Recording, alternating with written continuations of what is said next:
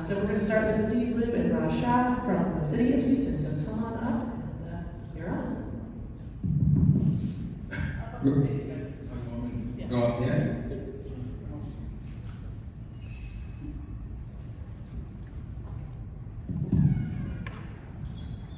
Good morning, everybody. Well, I guess I should have offered free buffet outside to get more people here, but then I was told that that's private, you can't do that. Anyway, my name is Rasha, and our managing engineer Steve Liu is the main speaker actually, And we're going to start with this, and you can read the title. It's a view from above and below. Using the drone, we started this project many years back. We were one of the first one.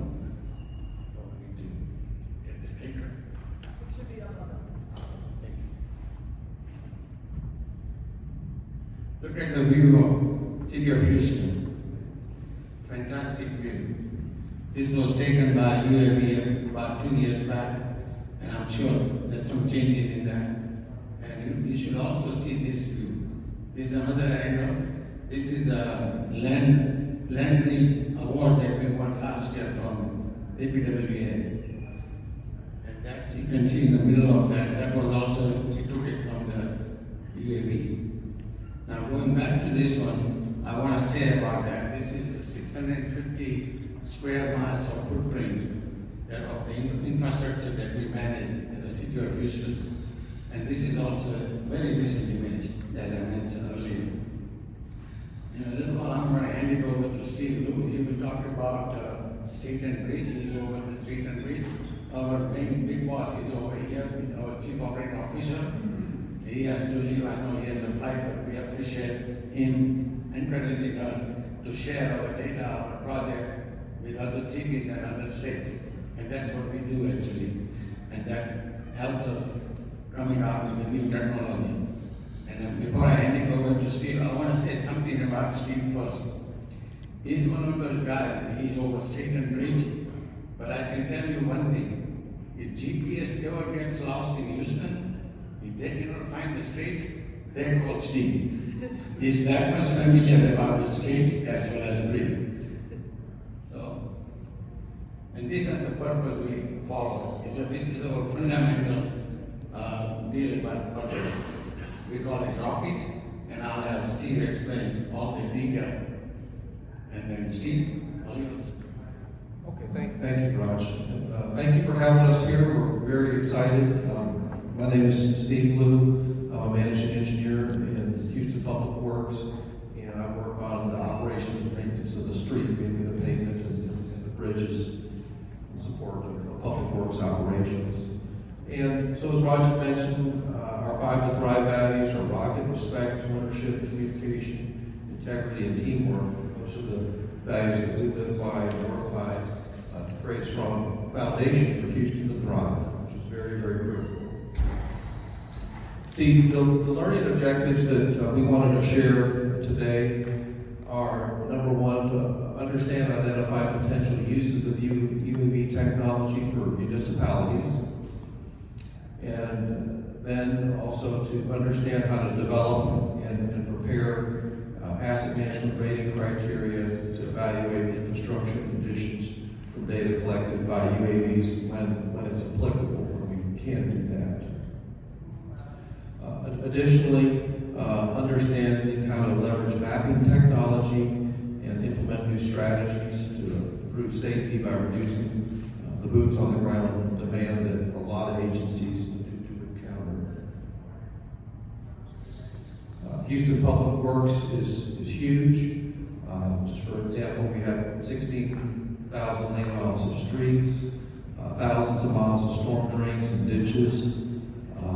We've got nearly 1,400 bridges and a lot of off-road drainage channels.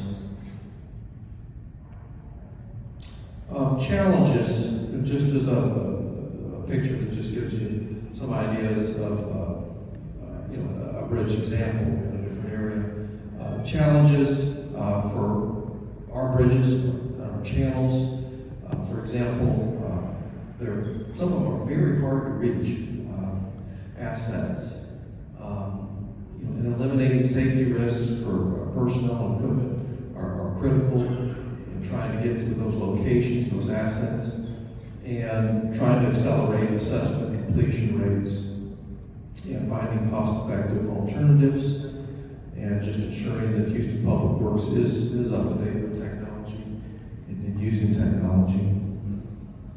So UAV emerged as a solution, providing those additional features up there, and there really were areas where we could find areas to improve, and we'll go over some of those specific cases, primarily on the bridges and the stormwater assets, where they're difficult to get to. We did do some additional work on drinking water systems, assets, wastewater systems, and we even have the capacity for emergency response in there if needed. So that was something that was discussed and put in our contract. We had basically developed a multi-year contract with drone services, contracted that out through a request for proposals, and got that all secured and awarded with a contractor that helps provide this. So we contract this out. We don't own the drones, the UAVs. So going into really our first case areas is in the bridges, and there's some history into why this really started off with the bridges. We had two of our longest bridges in Houston are the Westlake Houston Parkway bridges. They're almost a mile long. They're about 4,300 feet long, and they're one of the few roads that lead into the Kingwood major subdivision.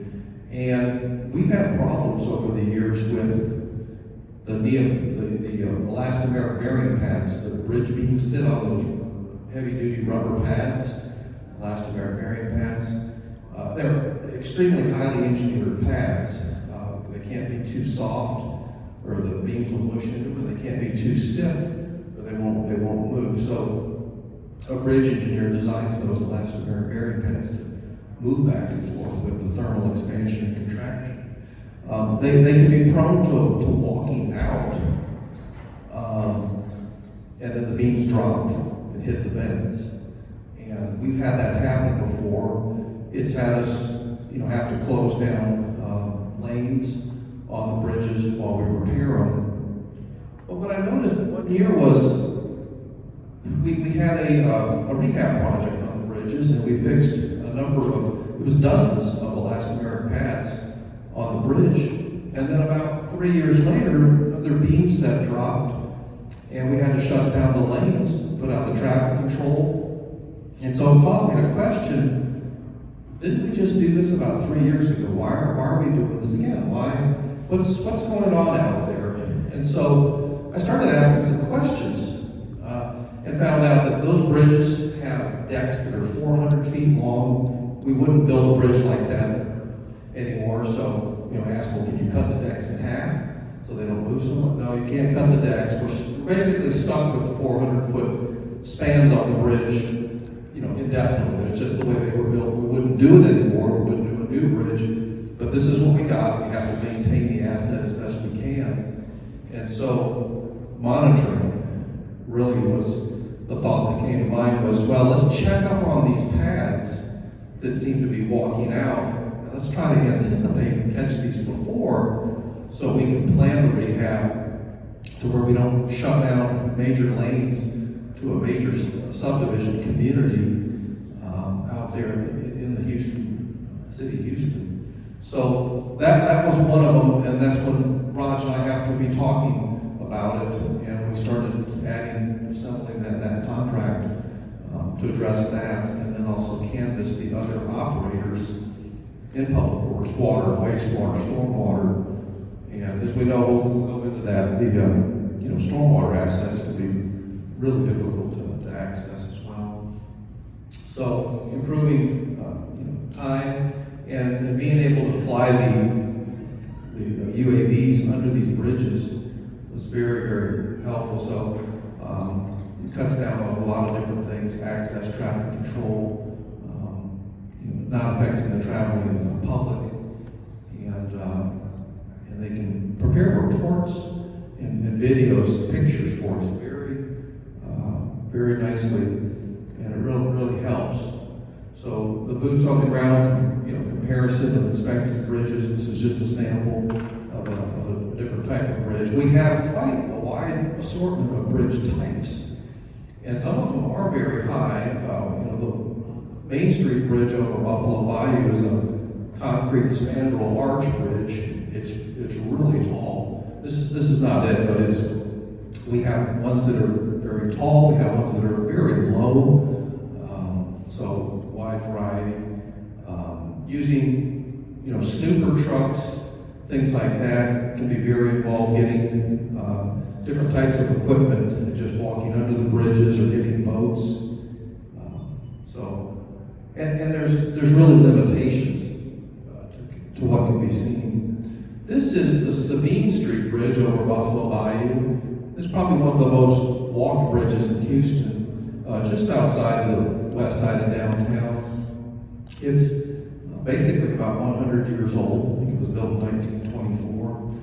And so we had this bridge flowing. And what we did, we're on it's about our third or fourth year of flying the bridges. And so for the first year, we did those two longest bridges. Then we went to Buffalo Bayou, and we flew from downstream going upstream, capturing as many as we could within funding limitations.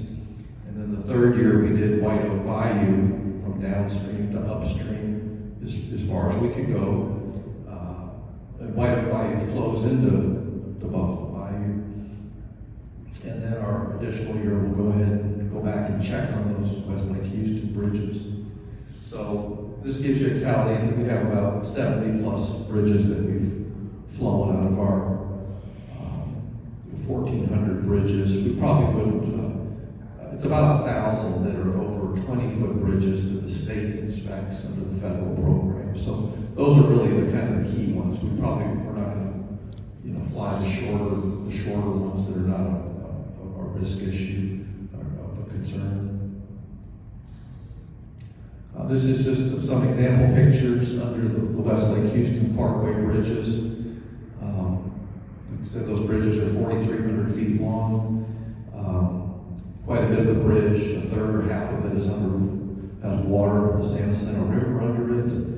The other 2/3, it's either underwater if it's flowing, or it's like bush under there with sandbars, mud bars, and a lot of vegetation. It's very hard to access down under there, and look at all those different beams that are there. So you can pick up different things that might show up out there, and at least be able to use this as a visual aid. That was the goal with this. It wasn't to provide a detailed structural engineering report that would possibly. We didn't want a report that might have any type of a conflict with the state's BRINSAC reports. So we don't expect the drone operator, the pilots, they're experts in flying it around here safely, to be structural engineers. They are we view the bridges as the extra set of eyes to bring that data carefully and closely up, because it's difficult for the engineers to actually get up under these bridges could be hundreds and hundreds of beams. In the Houston heat, humidity, with all the mosquitoes and critters everywhere. Looking at these for hours and hours and days. So having that access is really important to be able to look at those. These are just some more close-ups of under the West Lake Houston Parkway bridges. Lots of vegetation. We in Houston, probably like a lot of agencies, the access on the four corners of the bridges are very difficult. A lot of times we don't have bridge access easements on the four corners of the bridge to even drive vehicles down there. So, cutting brush, trying to lower people down there, find trails, openings. I mean, some of them are more accessible than others, but some of them they're kind of a project just to get the access to go down there safely and avoid the snakes and things like that. Okay, so here's another example, an overhead view, and the angles of the UAVs are really nice. You can get these overhead views, you can get the side views, you can get the below views. Really enhances the opportunity to see things. And then when we give these videos and pictures to our bridge structural engineer, he can sit down and review these in the office and determine, do we need a follow-up? Do we need to go back and look at a specific place? Because that confirmation is important to confirm that it's okay. We don't have an imminent issue going on, but we can spot something if it's out there. This is an example. Apologize for the purple coloration on there, but the red circles are showing how close up the UAV can get to spotting concrete spalls on the bridges. And once again, some of these they're really difficult to access. And with Houston's got a lot of tree canopies down there, so it's kind of dark under some of the bridges. There's not a whole lot of sunlight in some spots, so that can be an issue. This is a picture of the drone flying around with the lights on it, because we asked them to consider putting lights on it so you can fly up and see the shadowy areas under there, because of course Houston, with all the moisture and humidity, stuff grows, whether it's green or black colored on just about any surface out there. So getting up under there to see the shadowing and things that grow on their structures. But you can see all the trees around there too on the edges. There's not a lot of real good access easements on the corner, so you don't want to miss things. So it's helpful to really comprehensively.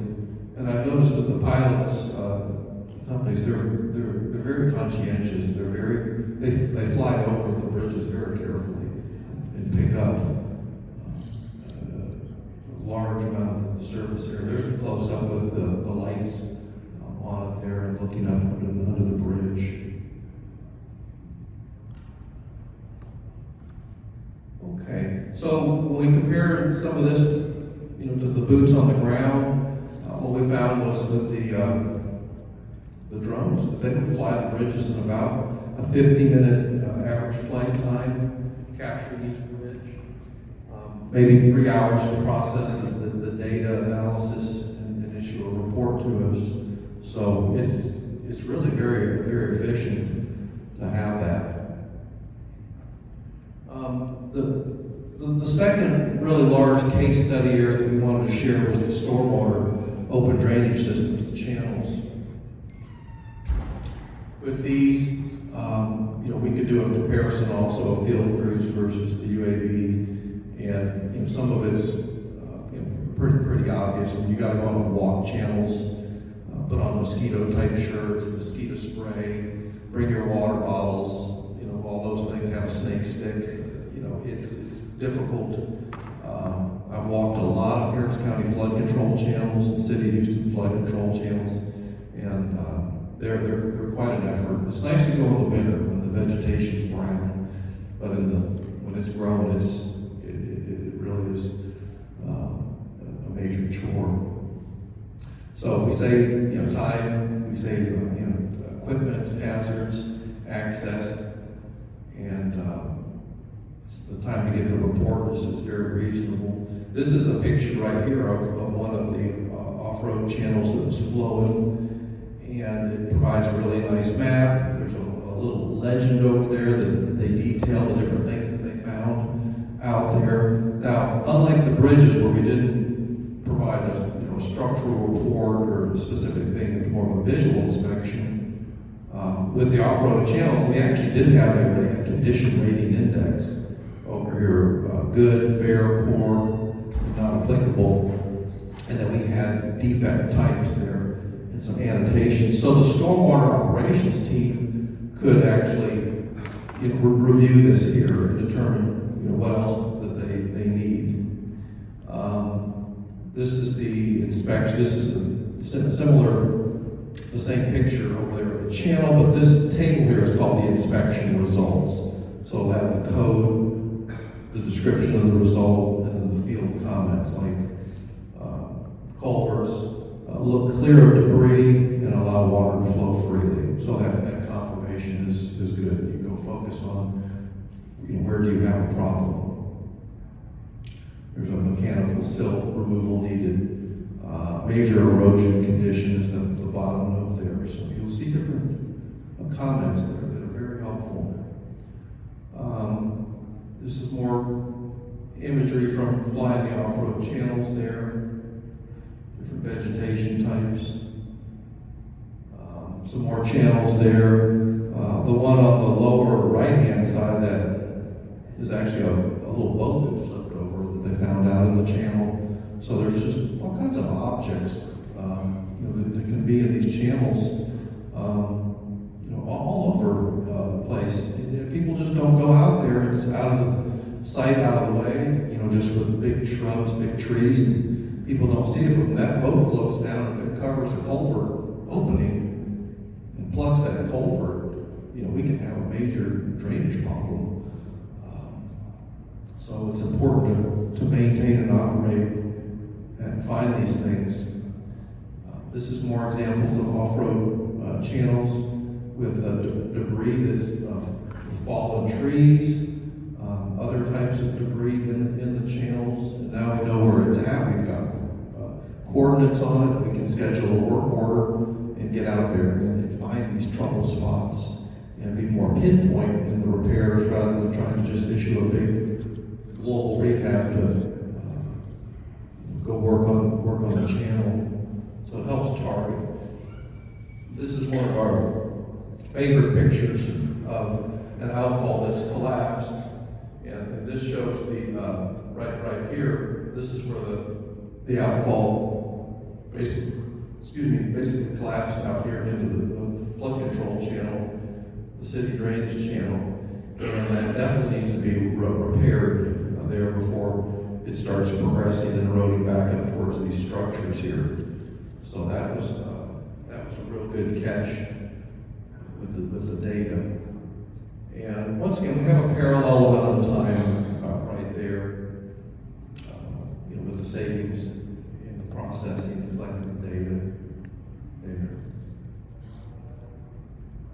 Okay, with that, I'm going to turn it back over to Raj Shah, since Raj has been just tremendous in putting together the overall contract, administering it, and bringing the technology, and knowing how to put it all together. So, Raj.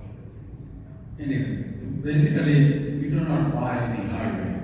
When we started this project, our intention was to just come up with a scope of work, and we set it up for all the assets that we can find with City of Houston that we need to manage.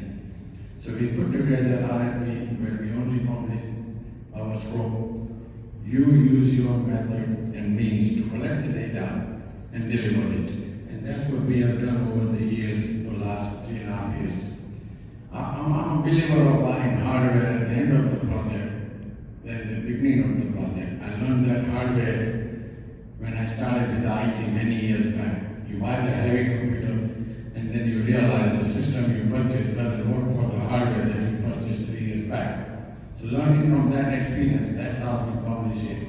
Our RFP, we hired the contractor and they came and did the proof of concept and came up with we selected one of the main contractors and handed over the project to them. Anyway, on that note, basically what we do is we provide you GIS data. We provide you the file. You do whatever is needed, whether you have to go and inform the community, you have to put the little thing on your doorknob at all the household, that is a job of the contractor, not ours. And we only on the receiving end of the data. Now, if you look at here, what type of data you collect? Just like in IT, when you buy some system, you want to make sure that the format they give it to you is usable. You don't want to buy something that is not, you cannot use, other group cannot use, other department cannot use it. So we did the research that time, and he said, okay, this is the format we need. You use your drone, whether you use any type of drone, Chinese, Australian, Switzerland, or United States. As long as you deliver us the format that we need, that's all we get. And then for mapping, we used, at that time, we used a pitch 40 because that was, in my opinion, was it from Switzerland, was it 3D. And then over the year, we started using as this platform SiteScan. That's where we store the data. And another thing was delivery of the data. When you get the images and the video that they give you from UAV, how do you receive it? That's very important because it's tons of data. So the best way we came up with the idea is I said, okay, we set up the SharePoint. Any of you, I'm sure a lot of people are familiar with the SharePoint. So we set up an external site and an internal site. We give external site to the contractor, they drop all the data over the video images, and then we bring it in for our people. Steve decides which engineer, bridge engineer gets access to that, full access to that, or the storm people decide who gets access to the storm data, and we give them access as per the role.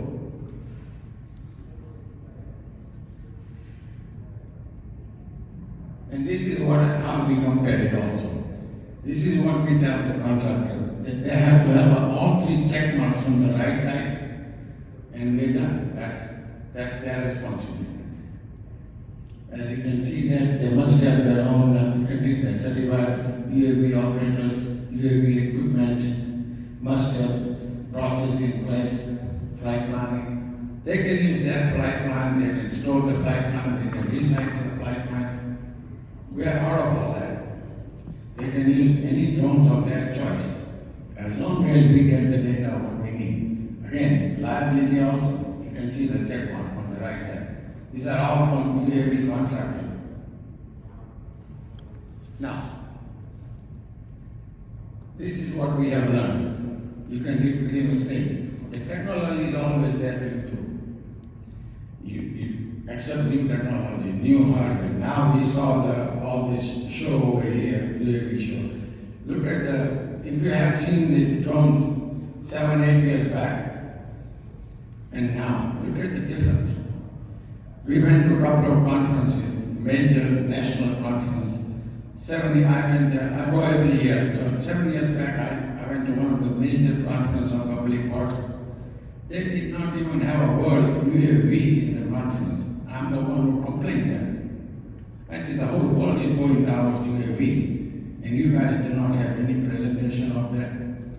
And now, if you look at from starting with the first drone, not the toy one that you buy at some computer store, I'm talking about the real one. And now, yesterday, I was chief operating officer and Steve, we went to the show.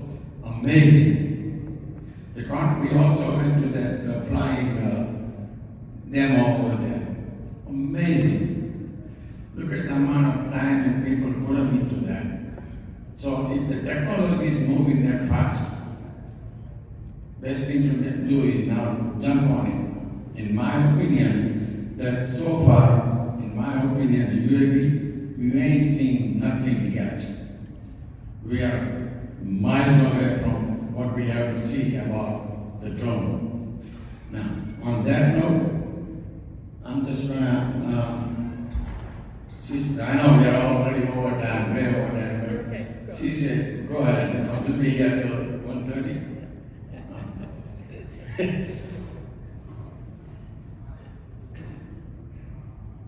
Okay, now, question time. And this is beautiful. I want to know if you can raise any question that we need to know. We like to put them on the next scope that we are working on it. What else would you suggest from this? We talked about all these assets, and I know Steve comes up with so many ways to look at this stroke. We're going to line up all that, but I want to hear from the audience that, hey, you're the public works. Put that on your scope, so next time the drone people come in, the people who actually manufacture the drone or fly, they will come to you and say, this we cannot do, or this we will definitely do it. You'll put the minimum, without putting minimum goods on the ground, safety in the place, everything. So I like to have that question. And after that question is from you actually. See, Steve cannot answer that question. All right? But I want you to know that we are from Houston. We're the fourth largest city in the United States. If anybody from here, from Chicago, watch out. We are soon to be the third largest city in the United States. Technology is our name. That is our main game. So based on that, I always like to say this one, but this is my pop quiz test, but I was told that there's no pop quiz here. This is Las Vegas. You don't ask questions what they did there last night or today. This is Las Vegas, so we won't ask you that pop quiz. All right, we wait for the questions now. Go ahead. When you put out your RFP, just ballpark, how many responses did you get? And then how did you choose ultimately? Was it based on budget or time they could get the project done? And then follow up to that, how often do you renew that contract or put out another RFP? Totally we got 7 responses. Out of that, 4 of them we put top of the list. And our rule is always, I've been in Nolan City for 19 years, I'm enrolled in 12 RFP. My first rule of thumb, when I get enrolled, I said, we want to do proof of concept. You can bring best equipment out there, but if that equipment doesn't do what we are looking for it, we're not going to pay you after you sell it. You know, you sell us any hardware that works today. The deal was the scope. So we look for the proof of concept. What do they call it also? The second word for the proof. But we did like a short list and then a field demo to make sure that each of the proposals of the vendors, service providers, could actually do what they were saying in the written proposals. Okay. And so we verified it, and then after that, in the procurement, the request for proposals, we showed the evaluation criteria, and I think we weighted that like 2/3, and then we weighted, I think, price like a third. There was some sort of a formula that we had in there, and we had a group that evaluated. Like we have a group of people that know that study everyone's response. And by the way, to answer the other question, yes, we do consider budget. We work with city. You know. So we follow the city's procurement process for an RFP. And then that contract is a certain amount of time, and then you put out another RFP, or? Yes. It's a 3+2. So 3 years, then 2 years extension. After 5 years, we have to go again with the open bid. Gotcha. So that's going to be 26 if you decide to bid. Thank you. So you're gathering a lot more data through these drones, and these service providers are providing you, turning over that data to you. On your side, have you hired more people to go through that data? How has that affected the amount of data that you have coming in? How has that affected, kind of your personnel and what they're doing with it, or how they're working with that data? Yeah, it's affected each of the operating, since we're really quite large. The water people would have to evaluate their water data. The wastewater people have to evaluate their wastewater data. The stormwater people are evaluating their data, and the bridge people are evaluating our data. So it's a bit different for each operator, asset owner. I don't think that anybody hired extra people for that, but they took existing staff. I know we did on the bridges. We took existing staff to go through as much of the data as they could within a certain time period. and have it there. If they weren't able to go through it, then it's there as a file, as a reference in case a problem came up. So, yeah, we didn't have, like these FTEs, we weren't able to hire additional people. Yes, go ahead. What is the cost per mission? Compared to Yeah, what's the cost?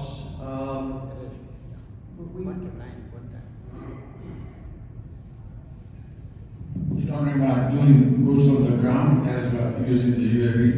We found out, if I remember right, it's 1-to-9 ratio. So every 9 hours it takes to put boots on the ground compared to 1 hour using drone. It could have been changed now, because of the new technology on the drones and all that. Our information is about 2-year-old. Plus, yesterday I attended one seminar here. I think they were talking about shutting down the bridge nowadays costs $6,000 every hour. Yeah, I mean, that was Caltrans. Yeah. Instead of one lane closure or something, it was like $6,000 per their rough numbers. So yeah, there's definitely some costs. We try to quantify some of it, but some of it is probably a little bit tricky to actually quantify every single aspect of the cost, and accessing actually those views. There's a lot of value in the views in detecting the defects early rather than when it's an emergency. If you think about that cost of shutting down lanes, all the inconvenience, just finding a problem in advance is very valuable. So so that's a part of it. We had like I think it was a little cost schedule, a rough in there of what we would charge for different size bridges, roughly. Go ahead, please. I just wanted one portion of the work that used to be done by field crews with manual inspection is now done by drones, and whether you plan on increasing that so that the majority is done by drones, the drone crews. Well, on the bridges, I would say it's additional information because we still do, the state inspects our longer bridges every 2 years, and they deliver a structural signed and sealed engineering report. We still get those reports from the state under the federal program every year. They're very detailed bridge structural investigations. We still do our maintenance inspections with our maintenance staff every 6 months on every bridge to go do a non-structural maintenance inspection, determine what's out there, guardrails, hid, vegetation. It parallels our cut and cleans every 6 months on every bridge. And then we have an in-house structural engineer that checks the shorter bridges every 2 years. So we haven't reduced it, we've added this in addition to place extra eyes on the bridges. So it's something additional that we've added. We saw a need for it because there are things that they're harder to see, and we wanted extra eyes in more locations. All right, and I think we'll wrap it up there we can maybe have more questions at the end for everybody. Thank you very much. We always prepare for an hour. Oh, yeah. Thank you very much. Appreciate that. Yeah, Lots of valuable information shared there. So next up, we're going to have Matthew Pewsberg come up and give us some more information from Orleans. Do you want to handle or do you want to? Either or.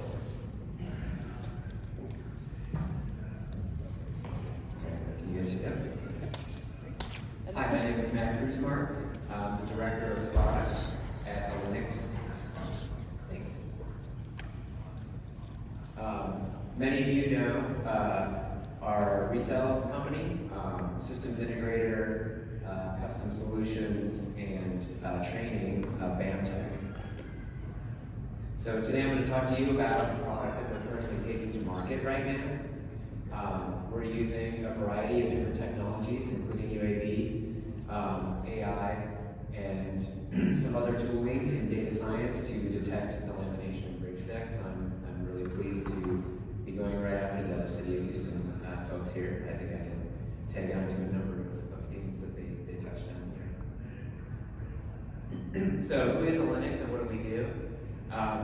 We're largely considered a leader in the geospatial market, offering hardware, software, and training solutions, as I just described, with our partner BAMTech. Our vision is to empower communities with tools to allow for ease of data collection, management, and analysis. Using these insights so that we can create a stronger, safer, and more resilient infrastructure. As I described, BAMTech assists our clients in discovering, defining, and designing geospatial solutions with a variety of technologies, resale partnerships, and other solutions over time. Our company's history goes way back. We are a part of George Butler and Associates, original Georgia GBA companies today in Kansas City. We're a 23-person company sitting under GBA right now. And you can see the history of how we came up through support of our parent company, GBA, and really beginning to really see some very steady growth beginning in 2023 with a variety of solutions that I just described to you through BAMTech. I came onto the company about a year and a half ago, and really my mandate and my job is to bring this really exciting technology and what had become a number of different solutions and process and a lot of science over time, be able to package that up into a product that we could begin to take to market. And so in 2024, what we've spent our time doing is basically going into the marketplace, into the DOT marketplace, with this bridge deck delamination early adopter phase, where we would go out and do demos with the DOTs. And so I'll talk a little bit more about that here in a minute. So this just gives you an idea of some of the markets that we play in, largely focused on infrastructure and engineering marketplaces. Again, a lot of systems integration approaches with UAS, UAV, data science pipelines, geospatial. Really, again, trying to empower our customers through these custom workflows. And again, today I'm here to talk to you about the bridge product specifically. And really, as we come into novel approaches through our product and IPA development, we're going to be working on a number of project efforts in the future that are going to be really looking at productizing solutions that can fit into the infrastructure, critical infrastructure and engineering marketplaces, leveraging this early success that we're having with our product that is focused on bridge deck delamination. So the case study is really all about the bridge deck itself. The C- grade that you see here from the civil engineering report card is an overall report for engineering infrastructure in the United States. This is in 2021, was the latest report. Bridges themselves are basically reporting about a C at this time. And so you can see there's a variety of different pieces here that require us to really look at our infrastructure and really preserving our infrastructure. So we're really trying to get ahead of the problems, just like the City of Houston just described. The key is to identify problems in a variety of structural issues around the bridge. Again, our niche focus on the bridge deck itself. So you heard a little bit about bridge inspection a few minutes ago in the City of Houston. I'm going to go into a little bit more detail here. Again, these are driving themes into where we feel like we have a really good niche in the marketplace. A bridge inspector has a variety of tools at his or her disposal.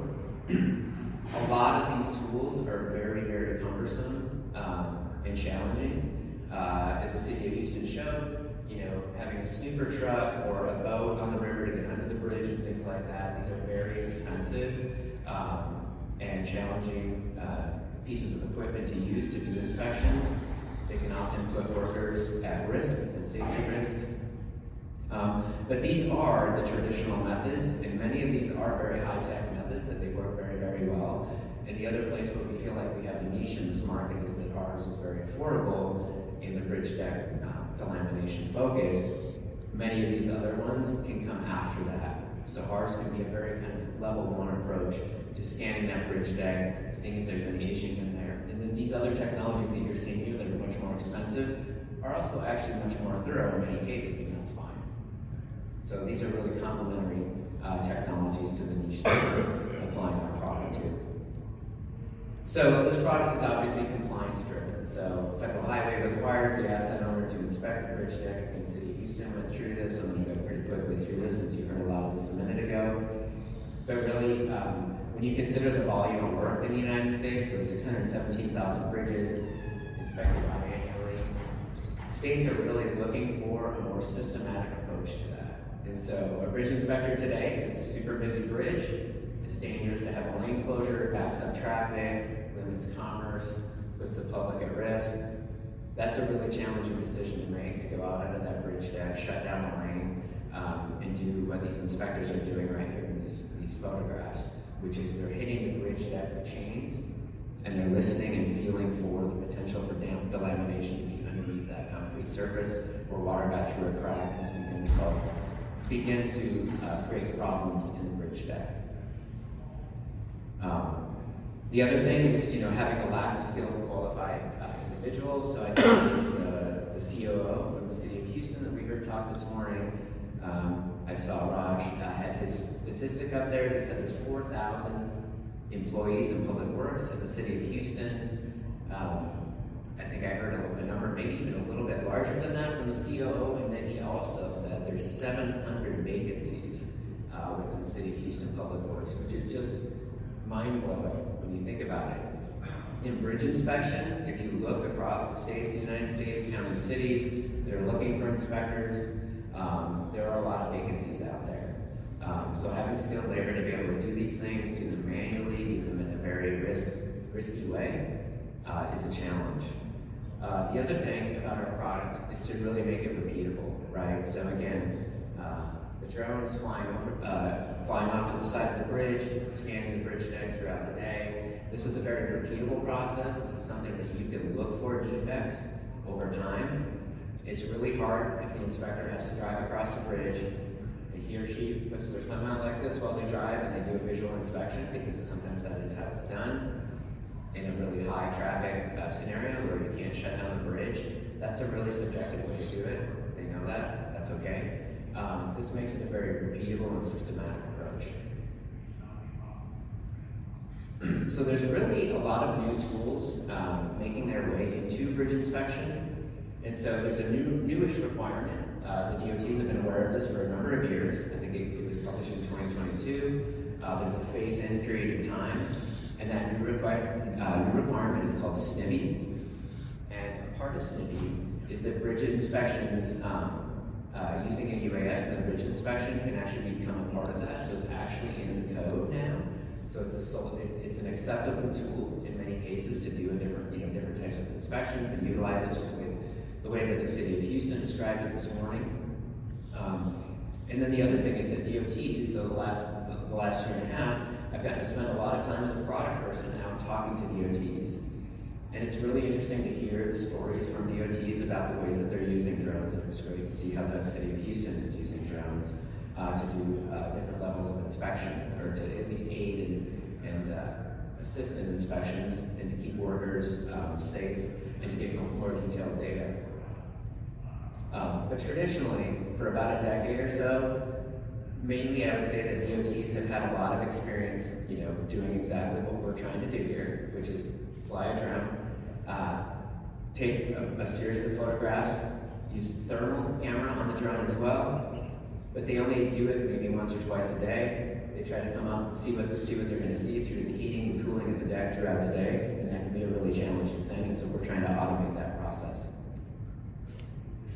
So again, just to really quickly jump on the trends here, in the bridge world, I'll be in Salt Lake City at the National Bridge Preservation Conference next week, and at that conference, preservation is the key. So preservation is really the mandate out there, because as you saw, and as you see this quote here, there's really no way to build or construct our way out of this challenge that we have for maintenance. And so really the key is, and again, City of Houston did a solid job of this, which is, hey, if you can find something early, that can make a huge difference. Safety, financial, it's measurable, it's going to help you make predictions into the future. There's so many different opportunities here for utilizing this way of doing inspection. So again, the niche of our product is to really focus on the bridge deck itself. So the bridge deck, the roof of the bridge, right? Water, cracks, the lamination inside the deck, water and other things get in there. It's really hard to see that over time with the naked eye. These technologies are helping us reveal that. Our process largely uses statistical analysis and computer vision technologies to detect defects in this thermographic imaging. This is a bridge deck here in central Washington State in Chelan County that we scanned just a couple of weeks ago. So really the game changer for us this last year was the release of the dock technologies. This autonomous opportunity for us with robotics really helped us begin to hone in on what we might be able to do to get costs down to do the actual inspection. This is just a shot here of our team. So this is a mixture of data scientists, 107 pilots, other folks from the BAMTech side of our business that know these technologies inside and out. On the right side of the screen here was the ability to create a flight plan ahead of time, so you have your game plan all ready to go. That's all programmed into the dock and into our software. In this particular case here, we were able to capture 5 bridge decks in one day through scans. So, basically within a day's time, from sun up till sundown, depending on the size of the bridge deck, battery life on the drone, ability to recharge and things like that in the field, we were able to capture in this particular instance 5 bridge decks in one day. So let me dive a little bit deeper now into Decker, our solution that we're bringing into the marketplace. Really what we're trying to do is simplify and automate the process. What we're trying to boil everything down to, because I can understand the challenges of having all that data. So the way what City of Houston described, it's just, and we had a number of questions from the audience around this, those are just mountains of data, right? In this particular case, in this specific product niche, we're trying to just boil that down to the answer that meets the compliance that's needed in this particular case. And so really having the autonomous solution here, so you see this little 4x8 trailer here with the dock mounted on it, gas power generator, electric car battery, solar panel, leveling jacks. The idea here from the autonomous part of it is to set it and forget it for the day. Of course, we've got through our demo phases, we have a pilot out there all day long observing this. We have the DOTs coming out there learning this process with us, seeing how automated it is, and it's really been a game changer. So again, that automated data collection is really a key here, just to make it really, really easy and make it really, really affordable and be attractive to the DOT to be able to bring this into their Swiss Army knife of inspection tools that they have. The next set of this is our software. So our proprietary software includes proprietary flight planner, way to ingest the data goes up into the cloud. The data immediately starts getting processed through our data science pipeline, through our computer vision and AI pipeline, and at the end of this, you get a really detailed report showing you a variety of different aspects of the bridge deck that you might be concerned on. It basically creates the treasure map, right? So this is your level 1 inspection. Do not send people out into the deck. Do not shut down that bridge to traffic. Basically be able to do this in a very automated way and basically get your answer in your treasure map at each waypoint along that bridge that tells you that, yeah, there might be an issue right here and you should maybe go check that out, or yeah, this doesn't look like it's much of an issue and it actually really gets close to matching what we typically rated it. But again, this is a very systematic approach. This is not a subjective approach. And so as the bridge heats up and cools down throughout the day, when you go out there again in a couple of years and you do it again, you might see some of those defects beginning to expand. And then again, that gives you the opportunity to be able to expand on that. Go out there and do another level of inspection. And then the other piece is just having that API deliverable. So basically like having that come into your asset management system, be able to report that as the asset owner, being able to report that to the federal highway for your compliance there. Really trying to make this a really seamless, simple process. As you can see, this is automated all the way from start to finish. We often like to call this product a solution as a service, since it's including this trailer system with the dock, all the way through the data science, AI, computer vision, and physics pipeline, all the way into these deliverables that are really simple for the inspector to utilize and understand. So I wanted to talk just for a second about the really exciting thing that happened this year, which is our early adopter phase. So I think we're somewhere around having 70 bridge decks across the nation captured through our early adopter process. So this, is our opportunity to really get to know these customers, do a lot of outreach. Obviously, we're based in Kansas City metro area, so we have a lot of relationships in the middle of the country. So we utilized those, did demos with all of those customers there.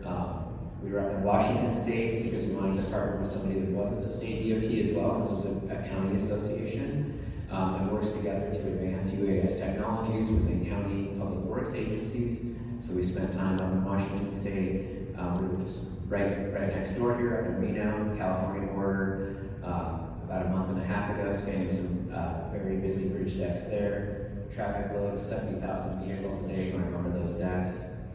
And then we've had a long-standing early adopter phase with New Mexico over the last 6 months as well. Actually, this week we were up in New York State, near Buffalo, New York. Really challenging weather conditions up there, but we had 3 successful days of bridge deck collection there.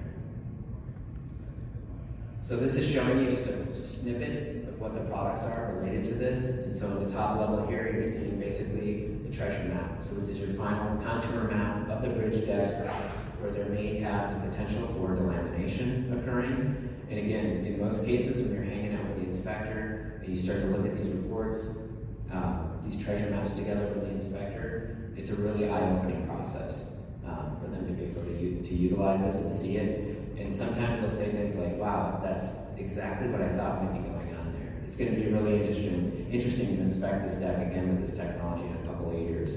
Or someone will say, wow, this is really interesting. I always wondered about the approach to that bridge deck and how when a big semi-truck hits that approach and then it bounces onto the deck, some of the damage that it might be doing there, this technology is really helping me see that. So the customer use cases and the other stories related to that are just beginning, and I know there's going to be a lot of other approaches that we can take in the future to continue to iterate on this and improve it over time. And then in addition to that, we've got some deep learning models and machine learning going on the bottom screen here, where we're starting to do some predictive analytics and feed a variety of different physics models to be able to produce some other simulated results as well, which is really exciting. So again, what we're trying to do here is automate this entire platform from a solution as a service all the way from beginning to end. Just lease this trailer, tow it out next to the bridge deck for the day, have a pilot babysit it, go from sun up till sundown, or generally the heating and cooling of the bridge deck. Do this every couple of years and basically get your delaminated report. A statistical average here is what I'm showing on this screen for the report, which is kind of a level of confidence that we have in the report that comes out. And again, this is a really compelling thing where you can kind of turn up the intensity up and down for what the thermal camera is seeing in the bridge deck to be able to kind of customize your report as well. So we'll have a whole bunch of other tools along the way in our roadmap into the future as well. Right? Any questions?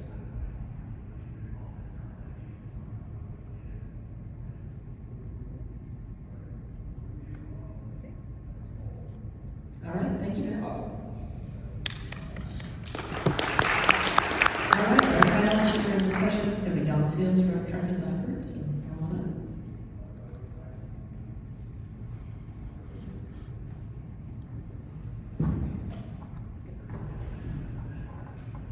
All right, we'll make this short and sweet, because I think everybody wants to get back to their gambling or food or catching airplanes. Following on the back of the first two speakers, the first people got up here and talked about from the actual asset owner side of it, and then we got the next person came up and they talked about using new technology and how they're developing it and to make all these inspections easier. And I'm going to follow it up with what it is we actually do as a service provider, big and small jobs for DOTs is what I'm specifically going to talk about today. So I work for Trek Design Group. It's a 22-year-old company. It's a woman-owned business based out of Kansas City with offices in St. Louis, Memphis, Nebraska, Arkansas. The idea behind Trek is to become the technology leader in the Midwest by 2027. So we do full service engineering and survey. And today we have a leader of our survey and a couple pilots that have been here. And we have a booth, which we'll name later. I'm Don Seals.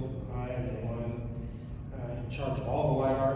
I have an extensive career in LiDAR from tripod scanning to thousands of an inch measuring. I've joked all week, my claim to fame is the sphere, working on it, and working with DOTs on building bridges using that, and then got into mobile and UAV and combining all those all over the U.S. Last year, Trek Design Group went everywhere from Delaware to Hawaii doing these types of projects, or DOTs. So it doesn't matter which project you're doing, whether it's a rural bridge that's like 3,000 foot long, and that's all we're doing, or in the case of the bottom right one, Buckle Mule Bridge, which I talk about in other conferences, you'll see at the end.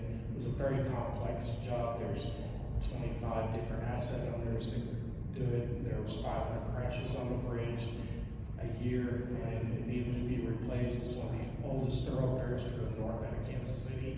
As you see in the picture on the right, it's right next to an airport, which has its own challenges for flying AUVs. And so every time there's where is it located, what is the safety concerns, and what are the budgets, right? Because that's where we'll determine, just like the guys from Houston said, that determines what really happens. And I think that's where the other guys, Alex, said, they're trying to improve that so it makes it more cost beneficial to get more bridges done, because we all know, especially along the Gulf Coast area where I used to live, that some of those bridges are getting highly deteriorated, and it's very dangerous. We had the Minneapolis collapse a few years ago, things like that. We don't want that. So the location. So when we look at urban and rural, right? What do you have with the problems in urban? Well, first of all, we've talked about traffic 15 times up here today, and we have that problem. You also have where can you take off from, because there's going to be cell tower sites, there's going to be high wires, there's going to be tall buildings, there's going to be airports, there's going to be fly zones, and everything that rural, you might have less of that. But you're also going to have things that you might not see. Like I've been down there at Bald Eagles, we went to Fly Bridge last year, and we found a nest, and if you get too close, they win, you don't. In the case of our size of drones, so you want to do that. You also need, in our case, in our company, we have somebody on staff that is, in my opinion, a guru to make sure that we can fly where we need to fly, and that will, as we can talk later, will affect your budget. If you plan on flying 280 or 320 feet, and now you're flying it at 180 feet, to get the overlap and the time that it consumes. The other thing with the location is and these guys beat that dead horse too, is the amount of traffic during the day. If there's a lot of traffic at a certain time, you obviously don't fly, but also the sun's the issue, so we want to make sure you're flying at the optimum times. So safety, you need to also know, in the case of the Buck O'Neill, there's a cliff there, so you want to make sure you're operating your drone safely, and if you're going to be higher in an elevation than where you took off, that you've taken that into consideration and had that in your flight plans. We have a two-step process. Somebody creates the flight plan, and another person looks at the flight plan, and we try to do that. The railroads are always a consideration. They love their spot, they don't want you to be on their spot. If you don't want to do that, because that's why I threw this video into that. but it also adds all tree and brush cover and things like that. So you need to really look at where can I put my control, and this, sometimes you can't go on the opposite side of the railroad without their permission, so you're not gonna be able to place your aerial control in a great manner to give you the optimal results for all of your flights and stitching all your photos together. That's where the budget comes in, because all the things I just spoke about were just what has to happen that relates to the field time and the office time. What the Houston Public Works is doing is a little bit different than what we do. We are creating engineering drawings at the end. We're creating full surveys. And in those, you're gonna have to have people go out and set ground control. And from that ground control, we will set the aerial targets, like you see there, and they need to be placed in a correct geometrical shape, and they need to be the size that fits whatever piece of equipment you're using, and it's repeatable, right? So when we are going out on these jobs and we're looking at, okay, how long does it actually take to do it? Did you factor in the weather where we're going? Because not our jobs are in Kansas City. They're all over the state of Missouri, and every state that touches it, like I said, many other states. So we have to look at the 10-day forecast and decide we're going out there. Did you budget and did you put in yours? Hey, we get out there and it's raining for 3 days, or the wind is 20 miles an hour. You're not going to collect data when you're sitting around. Or in the case of a recent project where we did 2,700 acres or thereabouts of 9 miles of state right-of-way, as we were flying it took us 6-7 days to fly it. And we were hampered by, in the morning, going one way, you're not going to get the correct amount on the pavement because of the amount of traffic. And at 3:30, it was back again. So you had a very short window to do it in, and if you factor the weather in, if the wind's picked up in the middle of the day, you can be cut shorter. So, and the FAA, the approval process, it used to be we were getting some of ours in like a day or two. Now we're experiencing maybe 2 to 3 weeks, depending where you want to fly and how close you're getting to it. So the budget will be directly proportional to the amount of time that you're out doing it, no different than a normal survey, but you're adding in factors that you might not even know till you get out there. And the people that own the land and the people beside you, they're all going to factor in, because people unfortunately don't want drones flying over. I thought you had the Houston guys had a very good picture with the people out there saying they're on the back that they were FAA approved drone pilots, right? That's a good way for people to come up and know what you're doing without going to every single person. So why should you do it, right? At the end of the day, why would you do it? The answer is the benefits. There's many things you can extrapolate from this data. You can get the digital orthos that they talked about. You can look at way more surrounding area generally. You can get survey grade if you do it from the beginning. You can get the survey grade accuracy. You can get points. You can get images, and you can utilize all that to create things like this. This is the Buckle Mule Bridge in this case, we did a little bit more than flying it. We flew the entire area. We drove the entire area with a mobile unit. We used SLAM in the area. In the top left, you're going to see the tunnel come through. And then we combined all that data for the DOTs to make the proper decision of how to route the traffic when they decided to start the construction of the bridge, which is happening as we speak, and tear down the bridge and all the utilities that would be involved. And these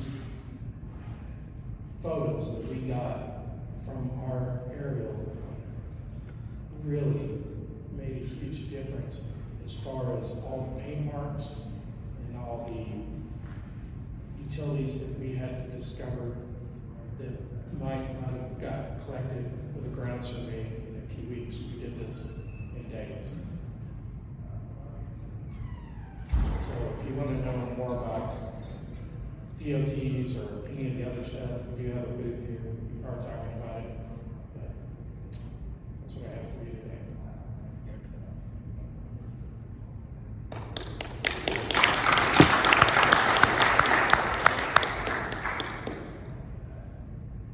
I have questions. Anybody else have questions? In integrating those different platforms together, how did you guys learn to, get the SLAM together with the ground, with the UAV aerial? Did you hit any stumbling blocks there? Is that just something you kind of evolved and figured out over time? Because I know a lot of people right now are looking to do that and don't know how. Okay, so the most complex thing is taking, we happen to fly a DJI drone with a L2 sensor in it, and we use Trimble SX10s, and we use Leica RTC 360s, and we use SLAM that's now owned by Faro and a few other products, right? They all don't come out and go into other systems easily. So you have to find out first what format can you get it, especially in this case, we do the bulk of our extraction in microstation. So can it get into the microstation format that we want, which is generate LAS? And so I can talk about some of our workflow, which is we get all the point clouds out of Leica, out of our L2 sensor, out of our mobile sensor, and we drop it in Terrazone. And you have to make sure that sometimes they want to come out meters, and then the guy has to go ahead and convert them. So it's not seamless. Even though you're telling it to come out in one format, it doesn't always do that. So you definitely have to have polished people that have worked with those. But once you get them in there, I explained it to some other guys at the conference this week. I was like, look, it sounds really good and really easy. So the first time you go do it, right? And then as you're combining it, you notice little inconsistencies. Which one is more accurate? And if you ask me, I think the SX10 and the RTC 360 are at one level. I think our mobile's at one level. And I think our aerials are probably at the same level. And when you combine those, you're expecting to lay just flat on top of each other. And that's not really true. But that's why you had control points in all of those methods. You can say, I got it down as far as I could. And so whatever gap you might see is within the tolerance of the entire project.